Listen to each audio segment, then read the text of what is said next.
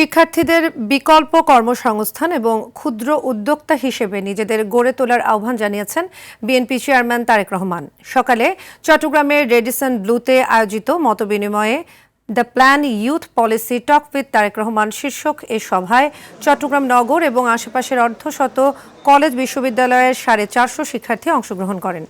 সংলাপে তারেক রহমান শিক্ষা, কর্মসংস্থান, নারীর ক্ষমতায়ন, কৃষি সহ বিভিন্ন বিষয়ে বিএনপির পলিসি তুলে ধরেন। পাশাপাশি তরুণীদের পরামর্শ শুনেন এবং তাদের বিভিন্ন প্রশ্নের উত্তর দেন।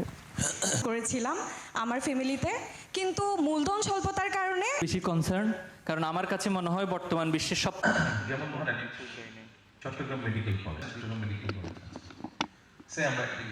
আপনার মতন তরুণ প্রজন্মের সদস্য যেই সুবিধা পাবে, পাহাড়ের অঞ্চলের মানুষ হয়ে আপনি সেম সুবিধা পাবেন। আপনার যোগ্যতার ভিত্তিতে আপনি যাবেন। এখানে আমরা নতুন নতুন অপরচুনিটি যদি তৈরি করতে পারি, এন্টারপ্রেনার এখানে আস্তে আস্তে জয়েন করবে।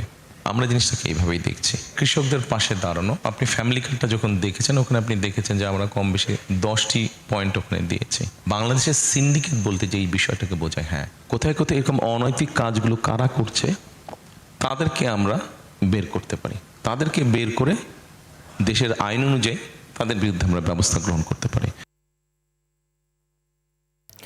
দর্শক, এই মুহূর্তে পলো গ্রাউন্ড মাঠে রয়েছেন সহকর্মী রুদ্র রফিক, সরাসরি যুক্ত হচ্ছি সেখানে। রফিক, তারেক রহমানের সমাবেশকে ঘিরে নেতাকর্মীদের উচ্ছ্বাস কেমন দেখতে পাচ্ছেন? তারেক রহমান এসে পৌঁছেছেন কিনা, সার্বিক পরিস্থিতি আমাদের জানাবেন।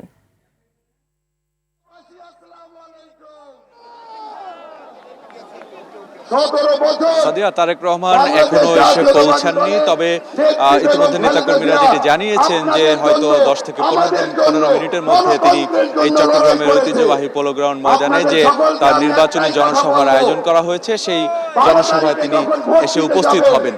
আপনাকে একটু জনসভার চিত্রটি দেখাতে চাই। আমরা দেখেছি আসলে খুব সকাল থেকেই নেতাকর্মীরা এই ময়দানে আসতে শুরু করেন। চট্টগ্রামের যে থানাগুলো রয়েছে, বিভিন্ন আসনগুলো রয়েছে, সেসব আসনগুলো থেকে দল বেঁধে ব্যানার ফেস্টুন নিয়ে তারা চট্টগ্রামের এই পোলো গ্রাউন্ড ময়দানে আসেন এবং ধীরে ধীরে এই জনসভাটি জনসমুদ্রে রূপ নেয়। তবে এখন আমরা আসলে ক্যামেরার চোখে আপনাকে যে চিত্রটি দেখাতে চাই, এই পোলো গ্রাউন্ড ময়দানটি আসলে জনসমুদ্র থেকে জনগণের মহাসমুদ্রে রূপ নিয়েছে। যতদূর চোখ যায় আসলে তত দূরই নেতাকর্মীদের আমরা দেখছি এবং আমরা যেটি জানতে পেরেছি যে এই পোলো গ্রাউন্ড মাঠের বাইরের যে সড়কগুলো রয়েছে, সেসব সড়কগুলোতেও কিন্তু নেতাকর্মীদের উপচে পড়া ভিড়।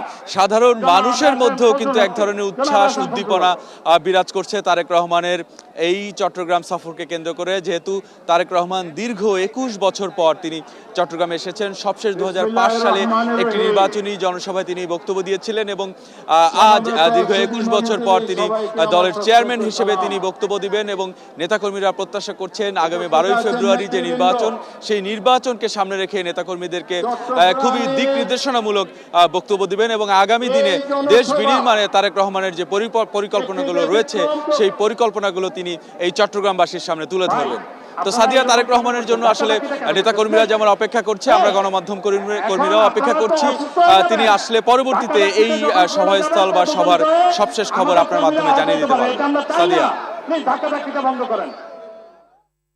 ধন্যবাদ রফিক।